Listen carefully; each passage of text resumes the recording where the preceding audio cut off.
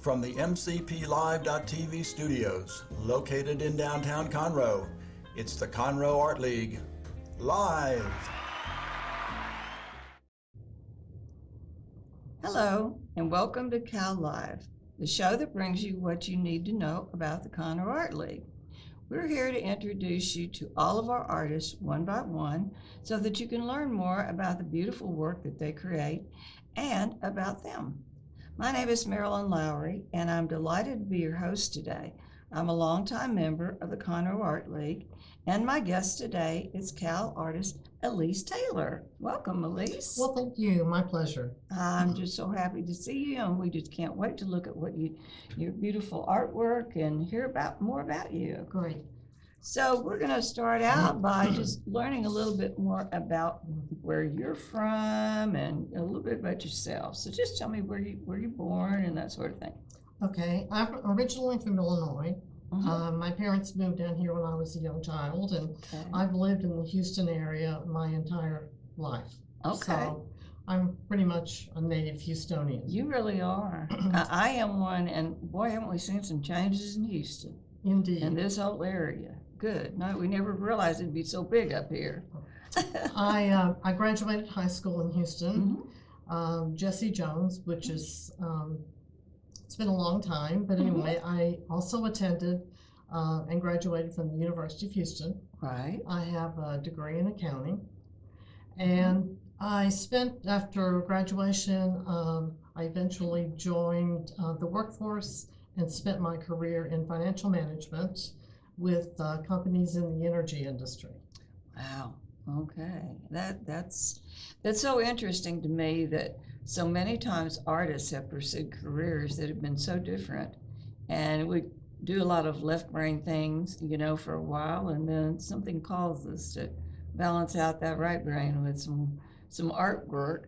So, what brought you to the Conroe area? Well, in 2000, my husband and I were fortunate enough to be able to retire early, and we had been living in Houston, obviously, and I said, let's get a place in the country where we have a little bit more room, where we have some land, and we looked around, and in 2001, we moved into a subdivision in the county, Montgomery Trace. And we've lived there ever since, and really, really love it. It's beautiful. That's a beautiful area over there. Now, really, lots of trees. Yes. Lakes and all kinds of things. Indeed. Yeah, that's wonderful. So I understand that you have quite a female family. Yes, we do. My husband and I have been married for 33 years, and we have 5 daughters between us. Wow. 3 from his side, and I have 2. And then we have 6 grandchildren, 6 granddaughters, and 1 grandson. Wow. And we have 2 great-granddaughters. There's not too many. We got 2 males there, right? Your husband and the grandson. Yes. Wow, that's a lot of females. Yes, that's true. He's learned how to deal with a lot of estrogen. I'll bet he has. He's a pro, I'm sure. Well, that's wonderful. So now, your children, they live in the area, or? Well, of the 5 daughters, we have 1 daughter that lives in Conroe, and all of the others live within a day's drive from us. We have a daughter in Oklahoma, 2 in the Dallas area, and 1 in Galveston. So, kids they grow up, they go to college, they get jobs, and then they move on. They do. But you're still within distance so that you can kind of see one another too, which is really nice. Yes, that's wonderful. Like I said, less than a day's drive. Sure. And provides lots of opportunities. There you go. At a healthy distance. Yes, I hadn't thought of it that way, but that's very true. It is. Just a little bit of space is kind of nice. I understand that. Well, let's talk about how you got started with art. How did that come about for you? Since you were in the energy field and working at, with all these numbers and everything? What happened? Well, when my two girls were young, I stayed at home for a few years, and a friend of mine started taking oil painting lessons, and she introduced me to oil painting. And we would get together and we would paint some flowers or some little scene or whatever. And I just loved it. And I did that for a couple of years, went back to work, and then that really ended the whole art thing. Scene. Yeah. It has a habit of doing that. Between a full-time job and two children. That's right. And sports and extracurricular activities, there was very little time left for that. Not much, yes. So but I always pursued some sort of creative thing. I did lots of little crafts around the house. I was always making something for the school play or whatever. But then when my husband and I retired in 2000, I stayed home for a couple of years and just kind of kicked around and did odds and ends. And thought, I ought to take up art again. So I enrolled into an adult art class at Montgomery College. All right. And interestingly, the instructor of that class was Paula Adams, who is also a Cal member, and I'm sure that many people, know her. Exactly. Yeah, Paula's been a part of our group for a while now, and she's taught some classes over there too. So she taught classes at Montgomery College for a while, and then she moved to different venues, and I followed her around. And I looked today just to see when did I really start this, and it was around 2008. Okay. All so right. That was my first entry into it. I started out working in acrylics. I would have to say, I barely knew red from blue from yellow. And she, she helped me with that. I found her to be very warm and encouraging. And I really think that's probably why I stuck with her. If I'd had a super critical instructor, I probably wouldn't have. I think a lot of people feel that way, especially those of us who decided to pursue art after retirement, which is what I did. And if I had had anyone who was very critical, I would have had a hard time continuing with mine too. I probably would have just said, maybe I should try something different. Yes, yeah. I do true. get that. That's true. I do get that. So you started out with acrylics, but now you kind of wound up going into oils. Yeah, well, I painted with her for a while, and the people in her classes used all mediums. We had watercolorists, and we had people doing oil, and I and a friend of mine just decided we would try our hand at oils, and she was able to help us with that. And so I took off doing that, and I found that to be a little more flexible in terms of, not drying so darn fast. That's true. You can take your time a little more with that. That's right. So, and you also mentioned to me, I think, that you did a lot of online workshops and YouTubes and all those things. And, learned a lot that way. I not only took classes from Paula. I mean, I'm a self-taught artist. I think the only class that I ever took was maybe an art class in junior high school. Okay. And you're doing beautiful. Once I started with the art, I started taking workshops. Oh, sure. And I started doing them mostly from people here that were local. Workshops and classes, because I wanted the feedback. It was easy to get to. Yes, it is. I didn't have to travel. So I've taken from a lot of artists in the area, people like Susie Baker and Susan Hotard. Wonderful. And an artist, Chang Lian, and I'm even now taking some classes from Juan Catavella. That is wonderful. You picked some winners, I'll have to say that. Those are some wonderful instructors. So. And on top of that, there's a world of information available on YouTube. Oh, yes. And in fact, you can often go down the YouTube rabbit hole if you're not careful. Oh, I do that frequently. So I do a lot of study with that. And then when we've done some travel, we had 3 years where we would go to Colorado and spend a couple of months. And I found a local art group there, and then took a workshop from a Colorado artist that was teaching there. I really like that, and I think that's a brilliant idea because, people who do travel, sometimes we have an opportunity, although we've sort of been locked down for a while, but I think people are getting out now more. And I think what you did, you said you looked up online and you found a local art gallery where you were going to be staying. And I thought, that's a wonderful idea. I should do that if I go anywhere too, because you found kindred spirits and it really helps you feel at home there.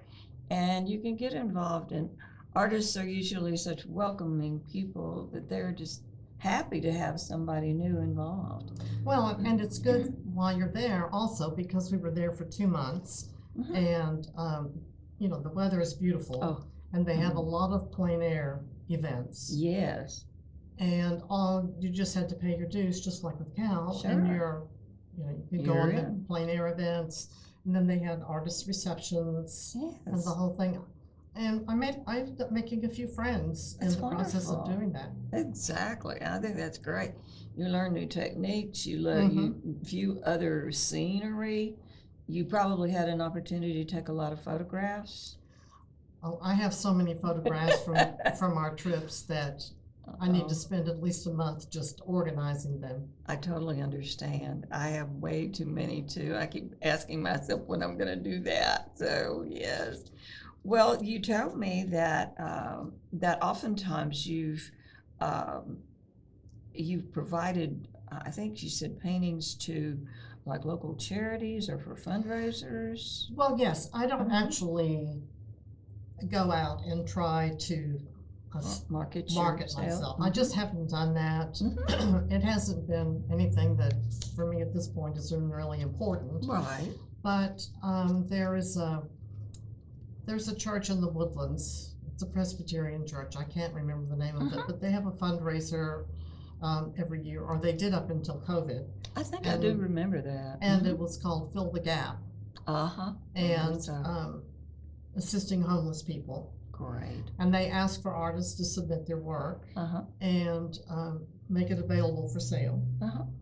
And that seemed like a good, It's a wonderful opportunity. wonderful to share. opportunity. Mhm. And then I've participated in the 12 by 12 at Cal a Good. few times Good. for their charity work. Good. Uh, For the student students, scholarships. mhm. Exactly. That's so- great. And just and it's a very warm, receiving place for all artists to hang their work. So if you guys out there are interested, we sure want you to come and join us too. So tell me about where you do your creating. Do you have a studio at home? Yes, I do. I commandeered one of the bedrooms, and that's my special place. Right. So I do my work in there. Mhm. I like to do plein air work, Okay. but in Texas, I think there's 5 days a year I think you're right, Elise. I think you're right. that we can actually go outside and be comfortable. So I Right. take a lot of photographs, and then I will complete them in the Mhm. studio. Hmm. So much more comfortable in there. Well, no Yes, and mosquitoes. the wind's not blowing all your things off your easel. Exactly. I know. Now, you said you'd been a member of Cal since about 2016, so about 4 years now, I think you said. And I know you docented there, so you've had an opportunity to greet people when they come into the gallery, and docenting is always fun too. Right. And you get to know some of the other artists and look at their work. And I've always found it to be very inspiring every time that I'm there. It gets me kind of revved up again, gets me going if I kind of hit a stale spot. So I think that's great that you're doing that. Now, you told me that you've tackled a different medium fairly recently too. Yes. Yes. A couple of years ago, was introduced to soft pastels, Uh-huh. and I did one portrait in them, and using pencils primarily, although I did use the sticks, and I just loved it. Uh-huh. And I use it a lot for doing portraits and doing pet portraits. With pet portraits, Right. it produces a really nice soft effect It does. that you see on the fur Exactly. of animals, and I just like the flexibility of it. It is nice. Yeah, it is nice. It's easy to carry around too, isn't it, when you go places? Well, it's certainly easier than carrying around oil paints and a big palette I and know. all the solvents and mediums that you might need. And you did say that sometimes you use water based, oil paints, but only if you're traveling. And Well, that sort yeah, of thing. I have a set that I used to take with me to Colorado, and that's much easier. We rented a condo. We don't have a place there. We rented a condo, and I always felt more comfortable not having solvents I and those kind of know. things in somebody else's house. I agree. And I find that they pack easily, and there's do. no odor and It's nice to Like have drawing. that option. It really is. So, okay, well, let's take a look at some of your work. How Okay. about that? We have some pieces and you can tell me about them. Oh, this is beautiful. What a lovely landscape. Now, did this come from one of your photographs from Colorado? Yes, this one is taken in Edwards, Colorado, which is probably about 15 miles west of Vail. Ooh, And it's on nice. what's called the Edwards Preserve. Mm. And this is one that I started out on location Okay. one day, and right then here. I brought it in Uh-huh. and I finished it in the studio, In the studio. or at the condo actually. And this one is Wow. done in oil. That's oil. Yes, that's oil. Uh-huh. Okay, wonderful. I think it's just absolutely lovely. Makes you feel like you just like to just walk right on in and stick your feet in that water. Well, it's a pretty spectacular place, I gotta say I'll that. bet it is. I'll bet Yeah. it is. Okay, so what do we have next here? Oh, look. I love cats. Look at those beautiful eyes. This is Mozart the Cat. Oh, This one is done in soft pastel, right. and you can see what I mean about the texture and the softness. Yes. And, Just looks like you could reach out and just rub that little face. this was a commission that I did for a friend Oh, who okay. gave this painting to her son as a birthday present, Oh, and he that's. was very happy. So I'll bet he was. Yeah. That's just I beautiful. really like doing that. I love it.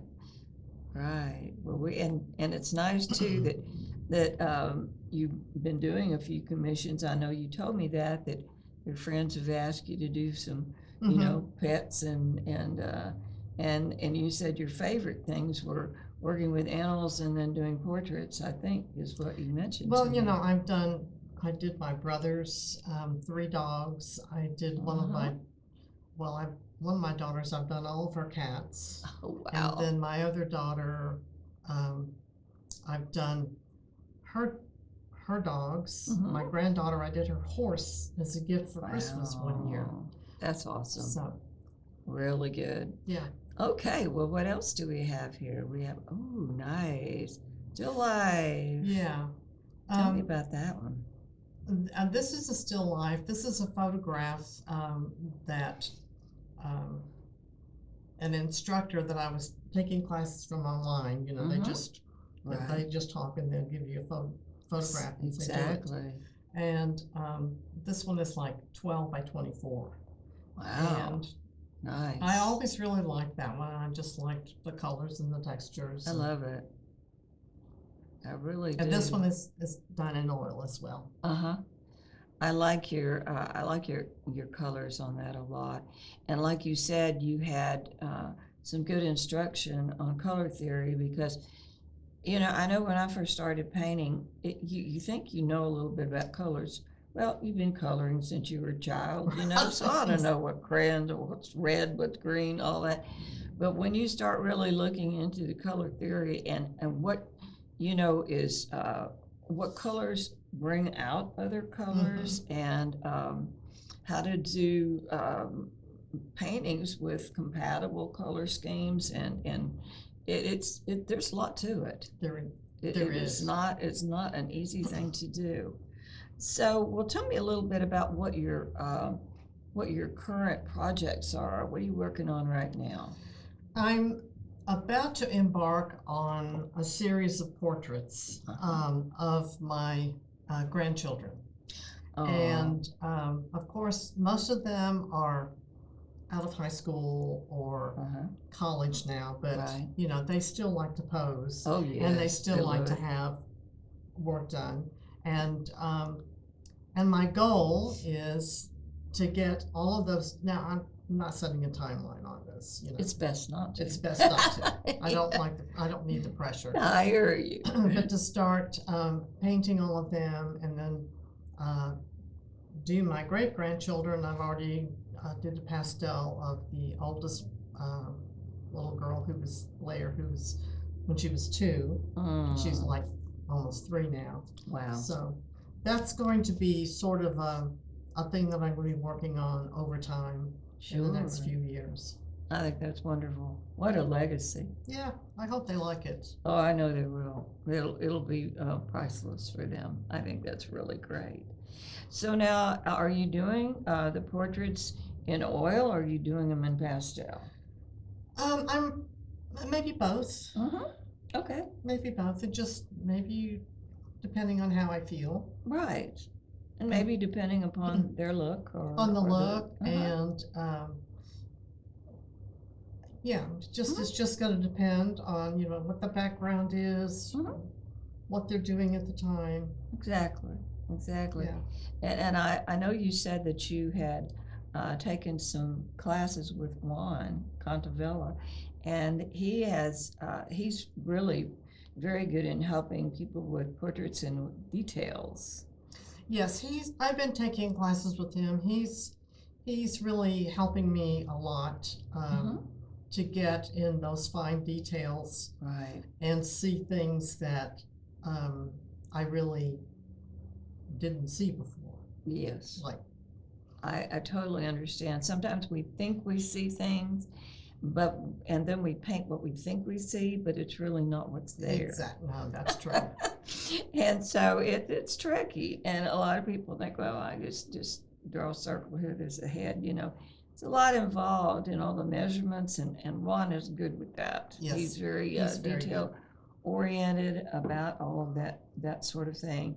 So you said that you show your work at Cal sometimes with the you had with the 12 of 12, and also you've been doing things with fundraisers. And if people wanted to take a look at your work, how would they go about doing that? What's the best way to do that? I don't have a website.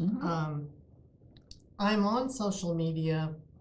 I don't get on it quite as much as I used to, but if you are a member of Cal, you can look on the Cal directory. Right. My phone number is there and my email is there, and you can either call me or text, or you can send me an email. That's wonderful. Yeah. And then you could share some of your pictures with them and talk to them. Maybe they might be interested in a commission or taking a look at what you already have. That would be great. That sounds wonderful. So I guess then we can kind of wind up now, unless there's anything else you'd like to add. We're just delighted that you've been here with us today. Well, if we have a couple of minutes, what I'd like to say is that when I first started painting, I was really afraid of art leagues. You know, someone said, you need to join the art league. And I was like, no, I can't possibly join an art league. I'm not a professional, and I am not nearly as accomplished as anybody else that is there. Right. And so I held off doing it for a while. I finally decided to attend, well, it was a Woodlands Art League meeting, and when this has been probably almost 10 years ago, and I walked in there and I was like, wow, not everybody here is, you know, in the Artist magazine every month. Right. They're not in their smocks and their berets, right? Well, yeah, and they were just like regular people like me. Right. And so that's when I decided that art leagues are really a good place to go and meet other artists and to learn things. And that's really how I've learned so much and how I found the artist that Yes. I wanted to take lessons from was through the Art League. So if you're listening and you haven't ever joined an art league, I suggest that you do it because it'll be a wonderful experience for you. Yes, I agree with you so much, Elyse. I've been a member of a lot of different art leagues since I started. Actually, I didn't begin my art career until after I retired, but even so, since then, I've been a member of a lot of them, and my favorite by far has been Cal. I'm kind of prejudiced because I love the people that are there, and they welcomed me so greatly because I was fish out of water. I was a native Houstonian. I was there all my life, and any of the other art groups I was with were in Houston, and they were all fine. But when I came out here, I really didn't know anyone, and I ran into this one sweet lady who belonged to several different art leagues, and she dragged me kicking and screaming to all of the different meetings so that she said, "You have to do this." And I'm like, "Okay, Jeannie, I'll do it." So anyway, we went around and we visited the different groups, and I fell in love with Cal and have enjoyed it ever since.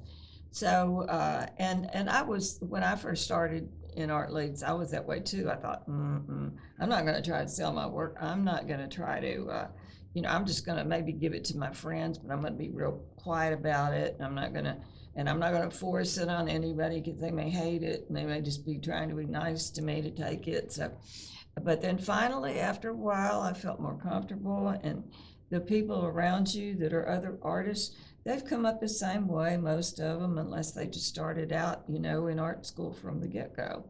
But there are a lot of self-taught artists that are in Cal, and everybody's very warm. So we certainly do welcome you. Great. Thank you for sharing all Thank of you very that. much. I really appreciate it. Well, I guess in order to see Elyse's art and all the other artists in the Conroe Art League, then you need to come over and visit with us sometime. We have what we call the best little art gallery in historic downtown Conroe. We're at 127 Simonton Street, and we're open Tuesday through Saturday from 11 a.m. until 4 p.m. So join us at the gallery, where we live by our creed, which is create, appreciate, and learn. Thanks, everybody.